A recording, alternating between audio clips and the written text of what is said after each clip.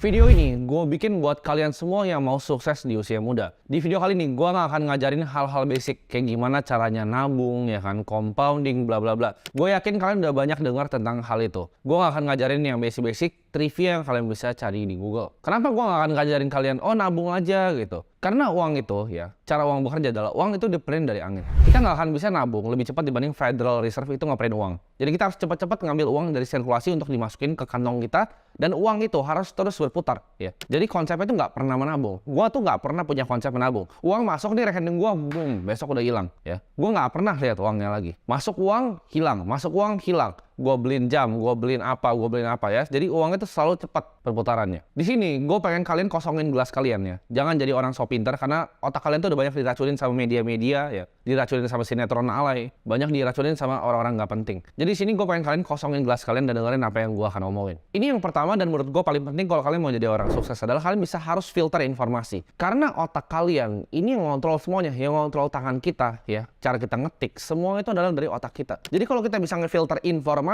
yang masuk, kita punya barrier filternya masuk informasi, kita bisa jadi orang yang jauh lebih pintar. Maksudnya apa? Kita jangan dengerin orang yang hidupnya kita nggak mau contek. Ini gue akan terus tekan-tekanin ke kalian. Banyak orang yang masih sangat terpaku pada sistem perbudakan modern ini. Ini film salah satu yang menurut gue suka adalah The Matrix. Jadi gue pertama diajak nonton bokap gue, ini mungkin filmnya tahun 2000.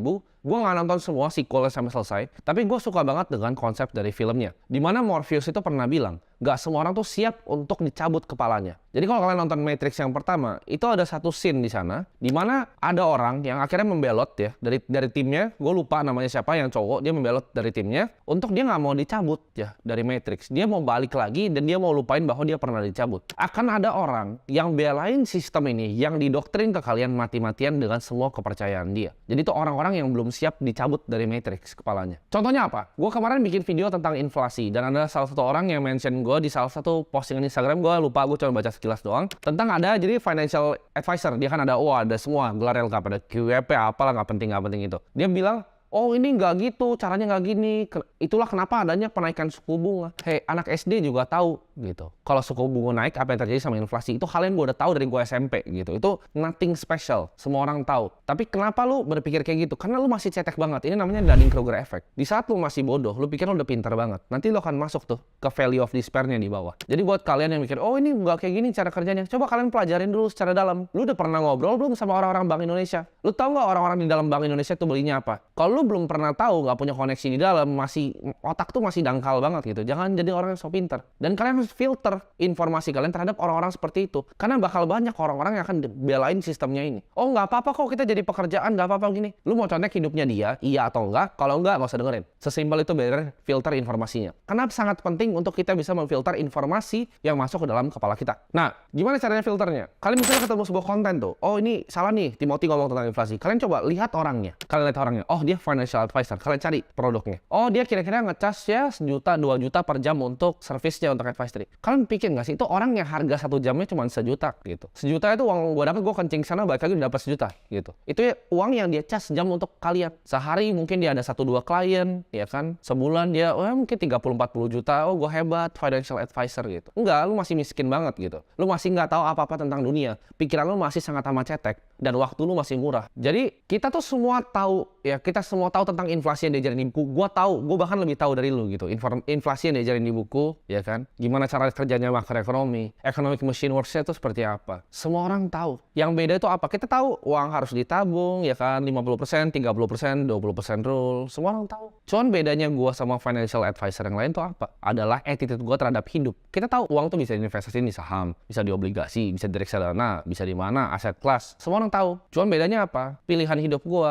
Itu financial advisor yang kalian dengerin, itu terbang ke Bali aja naik pesawat ekonomi. Dia nggak punya KrisFlyer 500.000 miles gitu. Dia kemana-mana cuma naik pesawat ekonomi, cari hotel, ya sayang sama keluarganya gitu, bintang 4. Itu bukan, kita punya konsep yang sama tentang uang, tapi kita tuh punya konsep yang berbeda tentang hidup. Gue nggak mau hidupnya seperti itu. Terserah, kalau kalian mau dengerin orang kayak gitu, mau jadi orang kayak gitu, terserah. Cuman itu barrier pertama, filter informasi kalian. Masa mau ngajarin financial freedom masih cicil mobil? Masa Innova aja dicicil? Katanya ngajarin financial freedom. Nah, ini tadi sampai ketawa nih videografer gue. Nggak panas itu pantatnya? Menjadi cicil. Panas. Ngapain lu ngajarin orang-orang financial freedom? Oh, kita compounding ya, 8% setahun. Lu aja belum kaya gitu. Belum punya duit gitu. Ya jadi nggak usah ngajarin orang. Jalan-jalan ke Bali ya ya kan, cari hotel atau nggak cari villa ya 2-3 juta semalam gitu kan, happy, ada kolam kecil. Villa yang gue sewa tuh 30 juta semalam. Cari tempat yang dekat sama Sisi. Malam datang Sisi ada welcome-nya gitu. Kita semua punya konsep sama tentang uang, tapi hidup kita berbeda. Jadi mau dengerin yang mana? Hati-hati ya, jadi di film Matrix tuh banyak ada agennya ya kan. Jadi pertama kali si Neo itu dimasukin ke programnya, ada cewek yang pakai baju merah. Itu tes pertama dia. Dia ngeliat cewek itu terus jadi agen ditembak gitu. Nah, cewek dengan baju merah ini itu ada banyak format. Jadi jangan lihat cewek yang berbaju merah ini. Jangan terdistract sama tujuan kalian. Jadi kalau ada cewek berbaju merah tuh kayak gitu mau sok-sok pintar gitu, nah itu agen dari Matrix. Ya, itu ditembak kalian. Kalau kalian dengerin dia, oh ya udahlah, gua hidupnya ya gua reksadana indeks lagi lah. Gua 8% lagi, gua stable lagi gitu. Kalau kalian mau keluar, mau punya hidup yang kalian mimpin, itu bukan caranya. Di sini salah satu trait untuk bisa sukses adalah kalian komit ke sesuatu yang kalian udah janji kalian mau lakuin. Janganlah jadi kutu loncat gitu. Gue banyak banget punya temen yang mau sukses. Dia coba jadi agen asuransi. Baru coba 3 bulan dia kayaknya bukan buat gua. Dia coba jadi agen properti. Kayaknya bukan buat gua. Coba jadi videographer. Kayaknya bukan buat gua. Hidup lu mau jadi apa? Baru coba satu, lompat ke yang lain. Yang ini dia susah dikit, lompat lagi. Setiap ada hal susah di hidup lu, bikin bisnis, suppliernya begini, bikin bisnis, ini, aduh akuntan gua pusing. Setiap kalian ada masalah, kalian kabur dari masalahnya, ya. Terus kalian nyalain dunia, nggak bisa begini, terang aja dia privilege, makanya bisa jalan. Oh dia bapaknya ini ada orang dalam. Kenapa lu pusingin bapaknya ada orang dalam? Kenapa nggak lu cari koneksi aja biar lu bisa punya orang dalam masuk ke perusahaan itu? Gampang kan? Cari perusahaan. Ya, lu mau masuk perusahaan mana? Cari perusahaan, cari di LinkedIn. Siapa yang kira jadi atasan kalian? Ajak ngobrol. DM di Instagram. Oh, gue punya value ini, gue bisa bantu lu. Ketemu di luar, ya kan? Kasih 1 whisky, 2 whisky. Selesai kan? Masuk. Orang dalamnya punya sendiri. Ngapain minta bapaknya dia? Jadi jangan jadi quitter. Jangan baru coba sekali 2 kali kalian keluar kayak kutu loncat. Kalau udah decide ngelakuin sesuatu, misalnya, oke, gue mau bikin ini. Fokus, komit. Ya, komit dan punya disiplin sama diri kalian sendiri. Jangan jadi banci, kalau susah dikit itu langsung menyerah. Semua mau kerja, mau bikin bisnis itu nggak ada yang gampang. Ya. Pilih satu industri, fokus di satu industri, 5-10 tahun, percaya gue, fokus 5-10 tahun, makan tai aja dulu. 5 tahun pertama makan tai, mungkin tahun ke-6 lu udah hasil sedikit, 10 tahun abis dengar video ini, lu fokus ke satu yang lu udah janji dan komit sama diri lu sendiri. Gue yakin hidup lu pasti berubah dalam 10 tahun. Masalahnya orang itu, mereka bilang multiple stream of income. Apa multiple stream of income? Bikin satu dulu dalam, sumurnya dalam satu, ya mau jadi konglo boleh ke samping gitu. Perhatiin, semua konglo di Indonesia itu berasal dari satu bisnis. Semua konglo yang kalian lihat, mau Sampurna itu dari rokok pertamanya. Jadi lubang dalamnya itu dari rokok. Baru dia bikin Sampurna strategik di atas, baru pisah ya. Astra tuh dalamnya di mobil, baru dia bikin pisah. Sinarmas tuh di CPO, di mining, ya dalam dulu, pulp and paper, gitu. Baru pindah properti, bikin BSD. Lu aja baru satunya baru segini gitu. Udah mau bikin multiple stream, mau tambahin income sini. Miskin lu, nggak bisa jadi kaya. Fokus, komit, dan disiplin. 10 tahun di satu industri. Ini advice yang gue bakal kasih itu bakal nantang conventional wisdom ya. Ini bakal bikin orang banyak yang kesel. Tapi gue akan saranin kalian, kalau kalian masih muda, jadi super duper ambisius di karir yang kalian mau kejar. Hidup itu singkat dan time is ticking. Kalian harus serang terus karir kalian ya. Kalian mau jadi yang terbaik di satu bidang, mau jadi tukang nasi goreng, percaya. Lu mau jadi tukang nasi goreng, tapi lu yang terbaik satu Indonesia, lu akan jadi kaya. Lu mau jadi videographer, ya videographer, tapi lu terbaik satu Indonesia, lu akan jadi kaya. Pokoknya semua lu mau nyapu kayak ya, lu mau nyapu nih, tapi lu yang terbaik nyapu di satu Indonesia, lu akan jadi kaya juga, percaya. Kalian harus super duper ambisius. Jadi jangan anggap kerja itu kayak part time job gitu. Di sini gue bukan bilang ya, karena ada yang gue suka bilang kalian untuk bikin bisnis sendiri, kalian masih kerja. Gue bukan jelek-jelekin orang yang kerja. Maksud gue gini, misalnya kalian bekerja, gini, kalian kerja dari jam 9 sampai jam 5 misalnya. Kerja masuk jam 9, pulang jam 5. Terus aduh pulang Netflix santai-santai. Gue nggak ada waktu untuk bikin bisnis. Gue nggak pernah suruh kalian untuk keluar. Kalian kerja aja jam 9 sampai jam 5 ya. Itu pun gue nggak yakin kalian kerja full. Ya selip-selipin 30 menit sejam dalam kerja ya. Terus pas pulang kerja, sampai rumah, duduk depan komputer. Lakuin yang kalian mimpin, lakuin yang kalian pengen. Pasti ada waktu. Lu tuh cuman alasan aja gitu. Kerjanya capek, lu cuman alasan. Lu males. Lu kalau tanya, beberapa dari karyawan gue yang kerja sama gue sampai sekarang, gue telepon mereka tuh kadang jam 2 pagi, jam 3 atau videographer, gue bener gak? Jam 2 pagi bisa. Gue lagi di Bali, lagi di Atlas, gue bisa telepon mereka. Itu hyper ambisius gitu. Ada yang tanya bahkan, lu kok lagi di sana, lagi party kok bisa balasin grup? Itu dia. Karena kerjaan tuh utama buat gue. Dan gue sangat ambisius akan apa yang gue kerjain. Karena gue yakin yang gue mau kerjain itu akan mengubah dunia. Jadi gue punya visinya seperti itu. Kerja buat gue itu dari pagi, malam, pagi lagi. Lu kalau follow gue di Instagram, lu tahu gue jam 4 pagi kadang masih kerja. Jadi hyper ambisius sama karir lu. Jadi hyper ambisius tadi gue bagi menjadi dua. Satu itu kerja kapanpun ya. Jadi kalian harus punya work ethic yang gila. Gue ketemu sama salah satu, gue nggak usah sebut ya, ini satu keluarga Konglo, top 10 di Indonesia. Dia punya gerai yang warna merah ya, yang kalian suka lihat. Gue ngobrol sama dia. Dia generasi ketiga. Gue tanya, bro, apa sih rahasianya keluarga lu bisa bangun kayak gini? Values-nya tuh apa aja? Gue pengen tahu. Lu mau tahu yang dia bilang ke gue apa? Satu itu work ethic. Dia sampai sekarang, dia generasi ketiganya. Ini dari gerai retail yang warna merah. Kalian tahu itu semua jalanan ada. Dia kerja itu sampai sekarang, itu pulang jam 6 sore. Masuk jam 7 pagi, pulang jam 6 sore. Work ethicnya gila sampai sekarang. Jadi itu maksudnya hyper ambisius sama karir kalian. Yang Konglo aja begitu, generasi Konglo aja begitu, masa kalian malas-malesan? Kalian bayangin ya, gimana lu mau jadi kaya? Kalau yang super kaya aja masih kerjanya kayak gitu, kerjanya kayak orang gila. Dan yang kedua dari hyper ambisius adalah speed atau kecepatan. Ini konsep yang gue dapetin kurang lebih mungkin 2-3 tahun lalu. Waktu itu gue nemu email bocor dari Mark Zuckerberg yang bikin Facebook. Jadi dia bilang ya, ini gue akan tunjukin email di sini. Gue lupa exactly yang dia bilang, tapi intinya gini. Dia bilang masalah paling utama dari kita adalah development speed. Programmer lama dan kita perlu develop lebih cepat. Karena dengan develop yang lebih cepat, kita bisa eksekusi lebih cepat. Jadi development speed itu mengaruh ke execution speed. Satu email itu mengubah hidup gue. Semua yang kerja sama gue itu cepat banget. Pace-nya beda di perusahaan manapun yang mereka pernah kerja sebelumnya. Karena gue nggak percaya. Gue tuh dari dulu ya, gue bodoh. Jadi kalau misalnya dulu ada gue bikin agency, ada bikin website, programmer gue bakal begoin gue buat bilang, kok 3 minggu. Gue bakal kayak, oh oke, 3 minggu kerjainnya. Sekarang dia bilang gue 3 minggu, besok jadi. 3 minggu apa? Lu programming 3 minggu apa? Mau di WordPress lu bikin 3 minggu. Codingnya kan paling 30 menit terus lu ngerokok, ngopi. Sama nih kayak ngedit. Orang bilang ngedit kok 3 hari. Mana? Siapa sih ngedit 3 hari? Satu video 3 hari. Satu video tuh sehari kelar. 10 jam duduk lu di situ. Jadi 3 hari atau bikin seminggu gitu kan. Nih kalau kalian yang punya editor ya, kalian tanya dia, lu real ngedit berapa lama? 30 menit sehari kan rokok, set, ya kan, kopi hitam, ngaso-ngaso, telepon sama istri, tiduran lu ada anak, main sama anak, balik lagi ngedit. Kalau bener-bener kerja, fokus ya itu 7 jam, 10 jam beres satu video. Jadi ini maksud gua, speed. Jadi orang yang cepat. Nah, caranya roket itu bisa naik ke atas lawan gravitasi adalah dengan kecepatan, akselerasi. Kalau akselerasi udah cepat, jangan dilambatin. Lu kalau mau pesawat nih mau terbang, lambat, jatuh dia nggak gliding di udara. Speed harus cepet. Kita jadi orang gercep. Jadi buat kalian yang punya karyawan atau diri kalian sendiri, jangan lemot ya. Orang tuh cuman males di dunia ini. Contoh, ini bener-bener gue nggak cuman bacot ya. Lu bisa tanya developer gue yang ngerjain UI UX gue, yang ngerjain coding di belakang website gue. Lu tanya mereka. Pas itu bikin website, ini gue sumpah ya, buat bikin landing page-nya, itu gue suruh 1 hari. Gue telepon kan, lu kerjain. Dia bilang, nggak mungkin kok, gue harus cari developer lain. Cari, gue bilang, cari developernya, kelar malam ini. Dia bilang, kok nggak mungkin? Gue bilang gini, Yesus aja bikin bumi 7 hari. Yesus bikin bumi 7 hari, gue bilang. 6 hari dia bikin 1 istirahat. Masa lu bikin website itu perlu seminggu? Emang lu bikin bumi? Bikin besok, gue bilang. Akhirnya jadi, gitu kan. Bisa nggak? Bisa. Begadang nggak? Begadang. Sama kayak bikin modul di akademi gue. Itu matanya sampai beler itu pertama kali bikin. Ya itu, nggak usah ketawa-ketawa lu di belakang. Ya, mereka pada ini beler. Ngerjain video YouTube gue kadang ya. Gue syuting pagi. Mereka bilang, kok nanti? Bikin. Jadi, betul gak?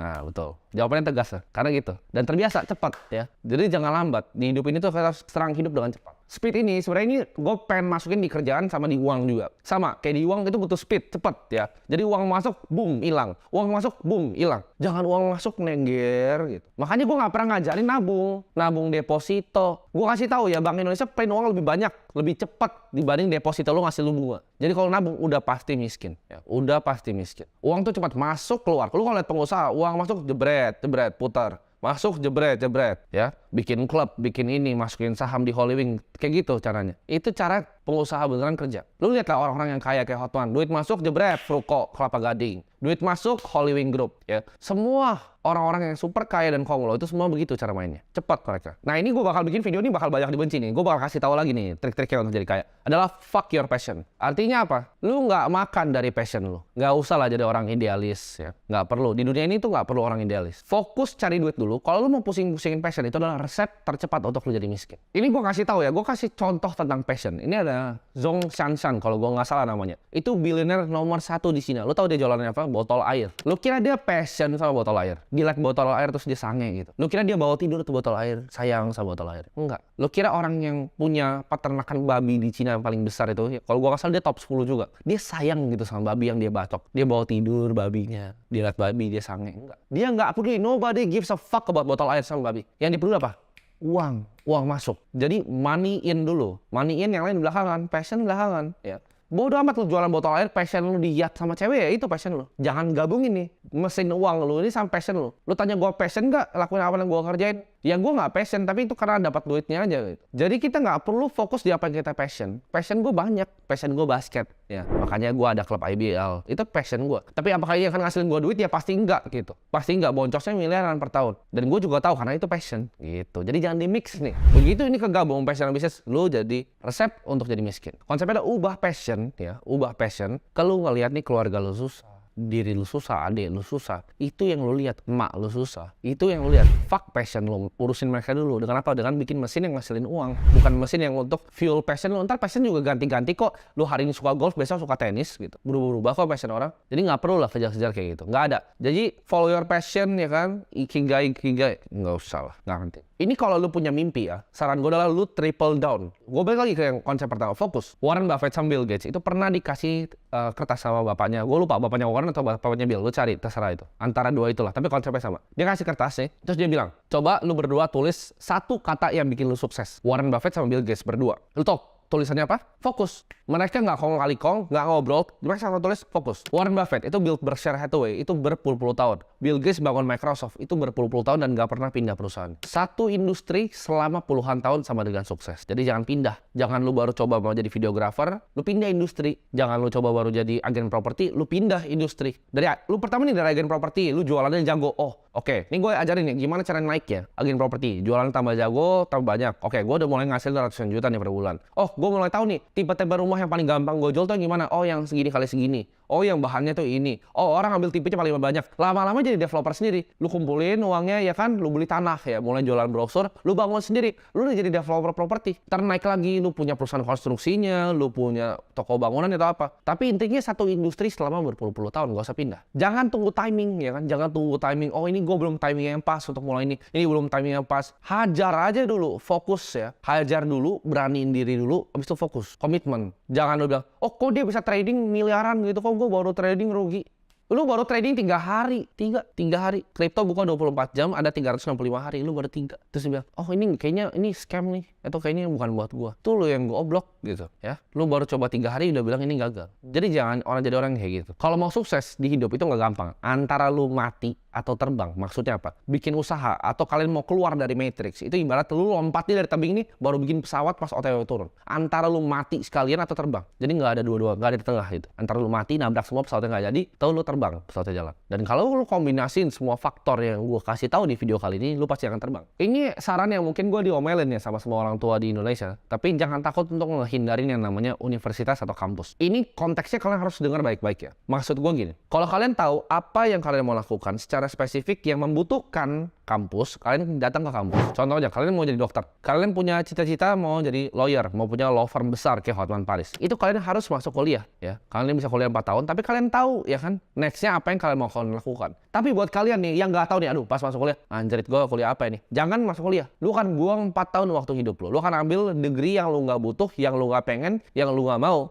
untuk nggak jadi apa-apa. Tapi kalau udah punya spesifik nih, misalnya, oke, gue mau jadi analis di capital market. Oke, gue mau masuk ke kuliah di Prasmul gitu, mau ambil finance, itu boleh. Oke, gue mau hukum, mau ambil di UI. Oke, gue mau jadi dokter, mau ambil di Airlangga, itu terserah. It's okay gitu. Tapi kalau lu nggak tahu nih, terus lu cuma ngambil kayak business creation, ya, management, udahlah, nggak perlu ya, nggak perlu. Lu bisa skip itu 4 tahun, lu cari ilmunya di YouTube, di Google, di ChatGPT. Lebih tinggi ilmu lu. Jangan takut akan gagal kalau kalian nggak masuk kampus. Karena masuk kampus tuh nggak ada garansi lu bakal bisa sukses. Nggak ada garansi lu dapet kerjaan kok. Di kampus nggak ada, oke kalian masuk sini pasti dapet kerjaan. Nggak ada. Kalian harus terima bahwa di hidup tuh kalian pasti gagal. Gua gagal berkali-kali bisnis gua. Kalian pasti gagal. Dan kalian harus terima. Gagal pertama kali, kedua, ketiga. Kalau gua orangnya, gua akan gagal 1001 kali. Itu pun gue gak akan nyerah. Jadi jangan jadi pecundang, jadi banci kayak gue bilang tadi di awal. Baru coba ini nyerah, baru coba ini nyerah. Gue itu gak pernah nyerah. Gue bener-bener gak pernah nyerah. Apapun yang gue lakukan, gue taruh hati gue 300%, gue triple down, fokus cuman kerjain hal itu. Kalau kalian lakukan hal yang sama, kalian akan dapat result yang sama. Terima bahwa gagal itu adalah hal yang wajar dan improve ya. Improve 1% setiap hari. Bilang ke diri lu, setiap hari gue akan at least 1% better. 1% lebih baik. Itu yang selalu gue ngomong tiap pagi. Gue akan 1% lebih baik ya. Gue selalu anggap gue adalah orang paling goblok di dunia, orang bodoh ya. ya. Jadi gue mau belajar terus. Dari semua orang, setiap orang gue bisa belajar. 1% setiap hari. Setahun itu 365%. Udah tinggi banget, compounding terus. Karena yang compounding bukan cuma uang, tapi ilmu yang ada di otak. Informasi yang ada di otak itu compounding juga. Mental gue tuh selalu win or learn. Antara gue menang atau gue belajar. Nggak ada kegagalan, adanya belajar. Orang banyak bilang kan, fokus improving kelemahan kalian. Nggak. Gue akan kasih tau kalau nggak. Jangan stres untuk improve kelemahan kalian. Tapi cari apa yang kalian jago dan kalian harness itu. Kalian cari apa yang kalian paling jago dan kalian harness. Contohnya, Stephen Curry itu nggak jago ngedang. Dia nggak akan latihan ngedang-ngedang terus kan. Of course dia bisa ngedang sekali-sekali. Cuman dia jagonya apa? Dia nembak jagonya. Dia jago dribble. Dia jago create plays ya. Off the ball movementnya bagus. Itu yang dia fokus, dia apa yang dia jago. Kyrie Irving itu jago dribble sama finishing around the rim. Dia nggak tiba-tiba dari tengah lapangan nembak kayak Stephen Curry, ya kan? Dia nggak lakuin hal itu. Dia masuk gitu ke dalam. Kalian lihat orang-orang di NBA aja fokus. Dia nggak fokus untuk ngembangin kelemahan dia. Dia tahu apa yang dia jago dan lakuin hal itu. Sama kayak gue. Gue tahu hal apa yang gue jago dan gue drill dalam situ. Jangan stress over something yang lu memang nggak jago. Itu nggak penting ya. Fokus di apa yang lu jago. Karena dengan lu fokus di apa yang lu jago, skill lu meningkat, lu akan tambah pede dengan skill lu sendiri. Jangan pernah takut untuk kerja keras, jangan pernah takut untuk belajar keras. Jadilah gelas yang kosong. Selalu anggap kalau gue orang paling bodoh di dunia. Pelajaran terus tentang uang, gue juga sampai sekarang setiap hari. Gue tuh orang bodoh, jadi kalian dengerin gue orang bodoh ya. Gue pelajarin terus tentang uang, gue pelajarin terus tentang bisnis. Oh, kong lo tuh gimana? Tiap ketemu anak kong lo, gue tanya, oh values keluarga lo apa sih yang bisa bikin lo sukses? Itu adalah yang gue pelajarin terus, setiap hari. Ya. Ini kata-kata dari Elon Musk. Lo kan dibayar dalam proporsi seberapa besar suatu masalah atau problem yang lo selesaikan. Maksudnya apa? Lo mau kayahan, mau dapat duit, ini gue kasih rahasianya. Kenapa orang yang McD itu gajinya UMR? Karena problem yang diselesaikan apa? Burger, ya kan, masukin Kenapa Grab itu nggak bisa kaya driver? Karena problem yang diselesaikan adalah nganter. Problemnya adalah problem kecil. Sedangkan yang bikin Grab, problemnya yang diselesaikan apa? Jauh lebih besar kan skopnya dibanding drivernya. Problem yang foundernya McD bikin untuk bikin McD kayak gitu, itu lebih besar kan dibanding yang McD yang burger gitu. Karena kalau kalian cuma ganti-ganti burger gitu, kalian bisa digantikan kapan aja. Problemnya kecil. Dan itu banyak orang yang mau kerja di tempat kalian. Jadi justru sangat kompetitif. Di bawah situ sangat kompetitif. Makin besar masalah yang lu selesaikan, akan lebih besar uang lu. Makin kecil masalah yang lu selesaikan, makin kecil juga uangnya. Contoh, kalau lu kayak Elon Musk, mau coba untuk bawa orang ke Mars, bikin satelit di atas, bikin mobil listrik, baterai lu bikin revolusi baterai gitu. Ya of course lu akan jadi kaya. Kalau lu bisa nanti kelarin kanker, lu juga pasti akan jadi super kaya. Tapi kalau lu cuman burger, itu gak akan pernah bisa jadi kaya. Lu cuman akunting, journal entry, itu gak akan pernah bisa jadi kaya. Lu jadi jaga gudang gitu, itu gak akan pernah bisa jadi kaya. Karena problemnya kecil dibanding orang lain. Lu harus punya skill set yang gak banyak orang punya dan gak jadi gampang untuk digantiin.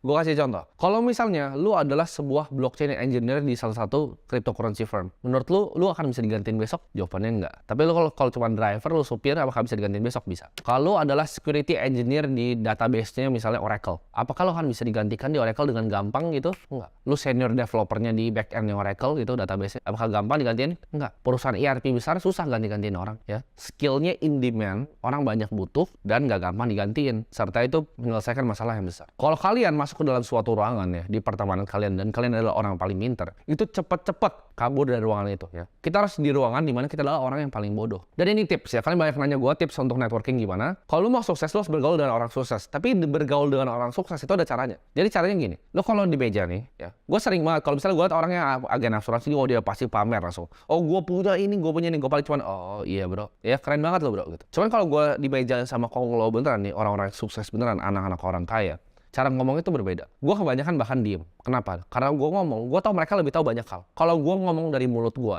itu hal yang gue udah tahu di kepala gue. Itu informasi yang gue punya di kepala gue. Sedangkan ya, kalau gue dengerin apa yang mereka ngomong dengan diam itu sangat powerful dalam networking justru. Gue belajar, oh dia tuh begini, oh cara bisnisnya gini, oh rahasianya gini ya, oh cara dia pindahin uang tuh kayak gini. Gue belajar banyak banget dari semua konglo-konglo itu. Dengan cuman gue diam dan tutup mulut. Kalau lu nih masih miskin, bacot terus, nyocos. Lu punya gak sih temannya? Lu ngopi nih sama dia cuma beli saham misal 100.000 tapi ngomong udah kayak Warren Buffett. Nah, orang-orang kayak gitu, itu gak akan jauh di hidup. Kalau lu lihat orang nih, bahkan selevel sama lu, karena yang gue selevel sama gue aja, kadang gue diem. Karena gue mau dengar apa sih yang dia tahu yang gue nggak tahu. Karena semua orang kaya, ya, semua orang kaya itu punya something yang mereka tahu yang kita nggak tahu. Jadi learn untuk pakai diam itu untuk jadi senjata kalian networking. Kalau kalian mau jadi sukses, ini gue pakai di semua analisa, mau di kripto, analisa saham, analisa hidup gue. Gue selalu pakai namanya top down analysis. Gue selalu tanya why yang dari paling atas. Oh, kenapa sih gue nggak bisa sukses? Itu gue tanya terus ke diri gue. Kalau kalian tanya, kenapa kalian nggak bisa jadi miliarder? Kalian mungkin jawabnya, oh gue susah bos, gue nggak bisa menjadi miliarder karena keluarga gue itu susah, gue bukan dari orang kaya gitu.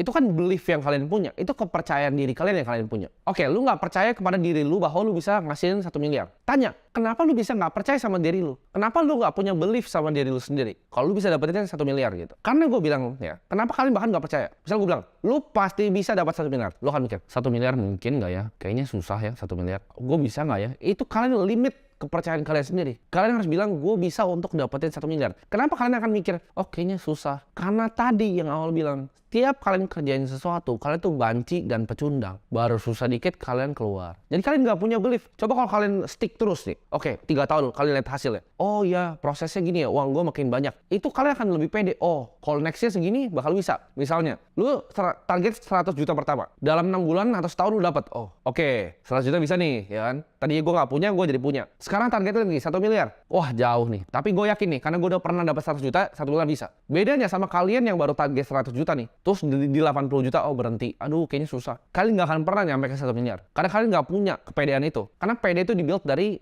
lakuin apa yang kita komitmen sama diri kita sendiri. Ya, jadi komit sama diri kalian sendiri. Percaya bahwa kapasitas diri lu sendiri, bahwa lu bisa ngubah hidup keluarga lu bisa jadi miliarder. Taruh 10-20 tahun di satu industri, fokus dan jangan kanan kiri. Komit di apa yang lu udah janji sama diri lu sendiri saat lu nonton video ini. Gue yakin suatu saat nanti lu balik ke video ini, lu komen, lu thank you sama gue bahwa lu udah ngubah hidup lu mungkin 5-10 tahun lagi.